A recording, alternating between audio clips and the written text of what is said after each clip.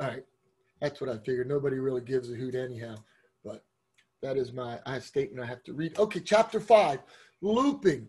Same idea again as what we had in your previous course, in your Java course. You had looping.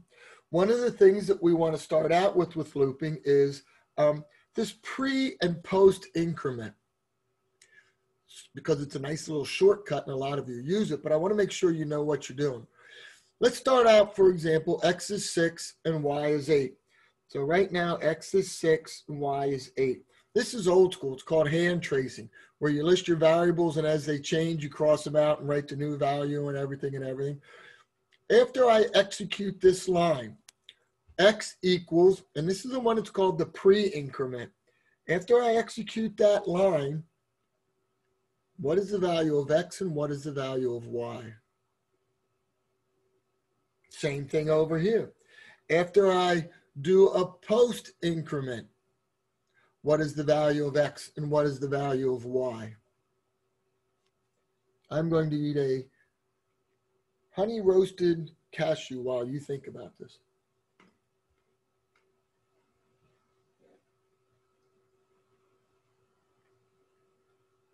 Okay, cashew's done. Somebody give me the value of the first x. What do you think it is? Everybody's afraid? Somebody's probably typing it in. Yeah? Oh, it's not. What do you think? Just throw out a number. There's a 9. What's the value of y? It would be 8. 8. Value of y is 8. Let's take a look at the second one. What did you come up with for x? 9. And what do you come up with for y? Also 9. All right, let's take a look and see if we're right.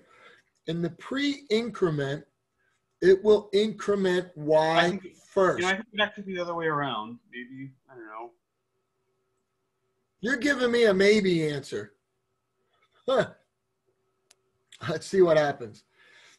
In this one, I am going to increment y because that's the first operator that occurs. So y was 8. I'm going to increment y, and I think y is actually going to become 9. Then it gets assigned to x. So it's an 8. In the second one, the operator occurs first. So x gets the value of y, which means x get an 8 and y gets a 9. So just something that was talked about in 121. It may not have been perfected. Clearly, the entire class doesn't have it perfected, but the increment, the pre-increment happens first, then it would get assigned. Now, we use this one, the y++, in standalone form inside of, as you know, we're going to talk about for loops, but that's the common one you use. You didn't use this, the pre, very much, but I wanted to just make sure we touched base with that and you all get an understanding. Okay. While loops. First loop you learned about was a while loop. A while loop ran 0 or more times. It was one that was a pre-test before we got to the body of the loop, which is where all kind of work was occurring. Okay? This was really good for input validation, which some of you were actually trying to do last Thursday. You were putting bad data checks in. Simple form is while followed by a Boolean statement and our braces. Now, when we talk about, and we could have learned the while loop and been done. We're out. That's the only loop we need to know, and it could have worked for every situation we want. That's the power of the while loop. But we have some other loops that, you know, we'll talk about in a second that take care of other situations and make things easier. Now, with every loop, I have this loop control variable. Loop control variable. It is this is like the greatest common factor. Factors that are common, the greatest one, but it sounds better saying it backwards. This is a variable that's going to control the loop. We call it the loop control variable, okay? There were always 3 parts of our loop control variable. We had to have the starting or initial value. Somehow we had to get something to start, and stored in our loop control variable. We had to have some kind of check, which was usually up here in this Boolean statement that got me out. And then we had to have some kind of increment or update, which was usually what was occurring here inside of the body. So we have this thing called a loop control variable. Now, a simple example with the while loop, let num equal 0, while num is less than 5. And again, there's that post increment that we're used to seeing num plus plus. We use it a lot.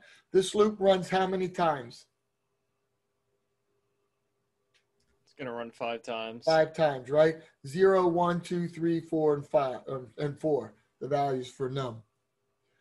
If I wanted to turn this bad boy into an infinite loop, give me one thing I could do. Wild true. Wild churro. Wow, I'm sorry. Wild what? Wild true. Well, true. Yeah, just make that always equal true. I could eliminate this line, num plus plus. That wasn't there. It would be in an infinite loop because num would stay at 0 forever. And some of you have gotten into infinite loops, and then right away you ask me, how do I get out of an infinite loop? And then I just figure it out, and you all do. You get out of it. Java is actually pretty easy to get out of. There are some languages you get stuck in an infinite loop, and you're stuck. You just like, oh crap, I can't get out. Ba-da-ba-ba-ba. The next sheet. The next loop that we got into was a do while loop. And this was one where the body happens, occurs, works, runs at least once, because I come in and do the body and then I have my check. This guy's called a post test. Okay, I'm checking after the body. This bad boy runs at least one time. And as some of you found out, this was really good for our run again option. It's also good for menu programs. But again, if I take a look at this loop, I have my initial value, I have my increment, and I have my check. The three components of the loop control variable. So I have a quick question on this one. How many times does this loop run?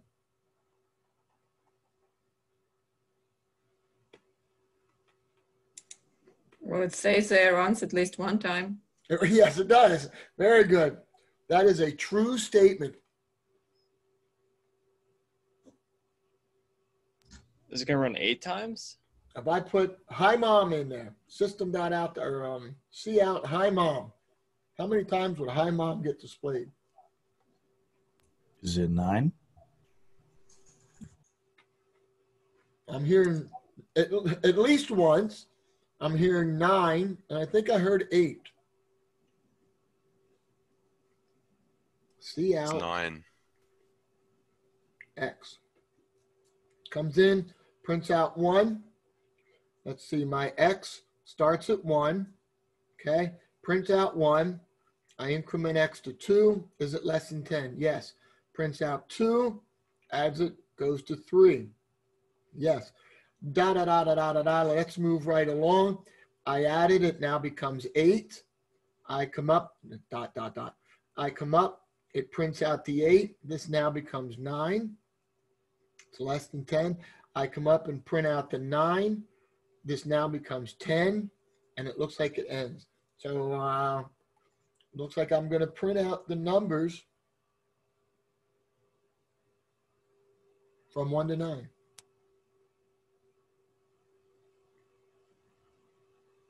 Everybody agree? Okay, good. And then finally, the third type of loop you learned. Don't look at that. Don't look at that. Don't look at that. The third type of loop that you learned was the for loop. And that was the one that had everything all inside. It's one that you must know the number of iterations. Now, when you become a fancier professional programmer, you're going to learn that there's a way to break out of for loops. Okay? And it's with the word, how do we break out of switch statements? With the word? Break. Break, right. And you actually can break out of for loops with break.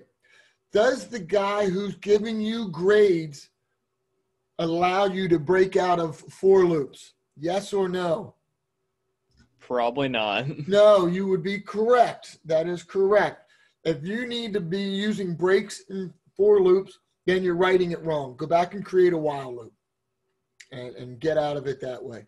When you leave and you're with someone else who's giving you grades or paying your check and they don't care, then, but for now, I want you to be able to really, really understand how to write with good style. All right, very short lesson on loops. Before we jump out and I have you write programs, oh, look, they were my programs. I want to talk about nested loops. And do you remember what a nested loop was? A loop inside a loop. Yeah, a loop inside of a loop. And when you get into some things like sorting, you start to see a loop inside of a loop. When you get into things like two-dimensional arrays, you get in a loop, you see a loop inside of a loop. And if you recall back, a loop inside of a loop looks something like, and you may remember this, for row equals 0, row is less than 3, I'm out of room, row plus plus. And then we did for column equals 0, column less than 3, column plus plus. That helped me to traverse through that two-dimensional array, sort of like a tic-tac-toe board. Because this was 0, 0, row 0, column 0, row 0, column 1, row 0, column 2. Then this was row 1, column 0, 1, 1, and 1, 2.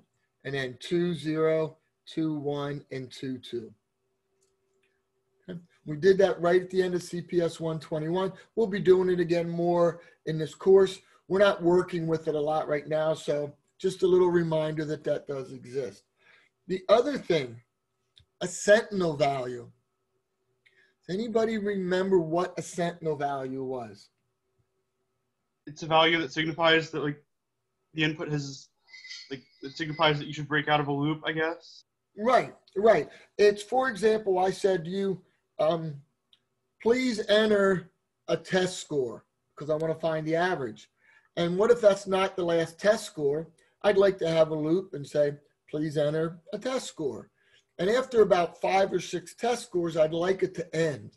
So what would be a good value that I could use to exit out of a loop? Value to exit. -1. Yeah, excellent. So depending on what we're doing in the loop, -1 is one that works great. It works a lot. Professor, Yes. is this the same sort of concept that's used for sentinels in linked lists? Well, you'll use null. Okay. That'll be the key to end a linked list. Yeah. All right. The thing in the middle I left out right now was files. Files worked similar to they did in Java. And one of the programs I'm going to have you do, because we're going to go to breakout rooms and do pieces and write programs, is going to deal with files. So you typed in these code listings, 5, 15, 19, 20, and 22. Is that correct? So you should know the concepts of files. You have examples of how to write to a file, how to read from a file. And reading from the file had something in there that was pretty cool that we liked. Does anybody remember what it was off the top of their head?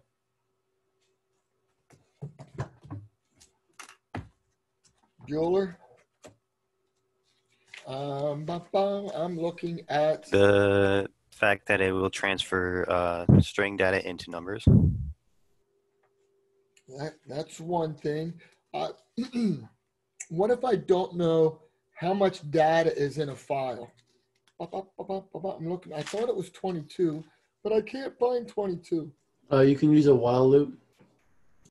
Ah, there it is. It is 522. This line right here, line 16. Did anybody get excited about that line? Cooper, say yes. Yeah, because it kind of, you didn't really have to check to see if the next line is like null, because it just kind of does it itself. And what? It read in the next number and Oh, stored yeah. it in number.